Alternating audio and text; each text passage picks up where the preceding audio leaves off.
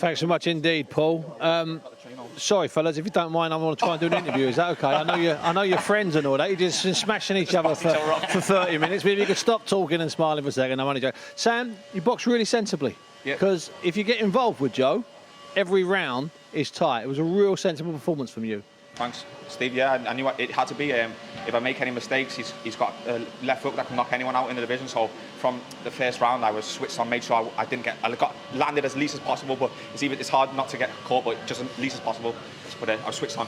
What you showed there was that pedigree, all of those amateur years, all of that class that you've got. Because sometimes you can get dragged into a fight, can't you? If you don't mind me saying so. But tonight, that was possibly, well, it might have been your best pro performance, Sam. 100%. I think I boxed the best lad I've ever boxed, and top in Britain, one of the top lads in Britain. So that brought the best out of me, and I'm glad he gave me the opportunity to fight him. And yeah, I felt like I boxed really well.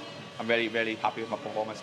Did he box really well, Joe? Because you've been in with plenty of good fighters, overseas, this country, overseas, European title fights, all of those 12-rounders, hard 12-rounders.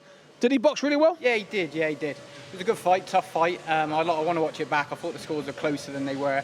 But I wouldn't have argued either way. I'm not going to argue with it, but I would like to watch it back. I feel like I landed some good clean shots with my left hand, as I would normally do.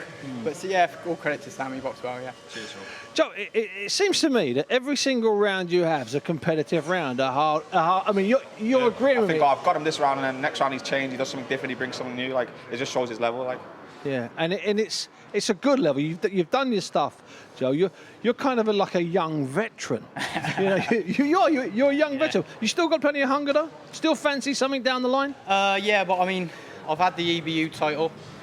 In my opinion, the only thing bigger than that would be a world title.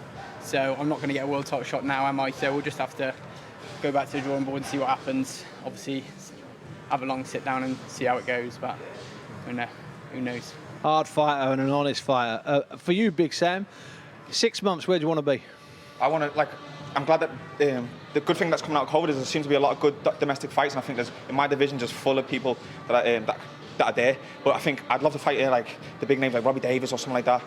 But it'd be better if there was a crowd. You know, in Liverpool somewhere we could see it. Do you mean it'd be good? Like, but that's what I'm aiming for. 6 months, I could be. I want to aim for like British, Commonwealth, and more. But I've got to sit down with Frank, sit down with my managers, and see what my plan is. But hopefully, big things. You know, that I prove myself that I can match at the top level, which Joe is. So I can move on and push on now.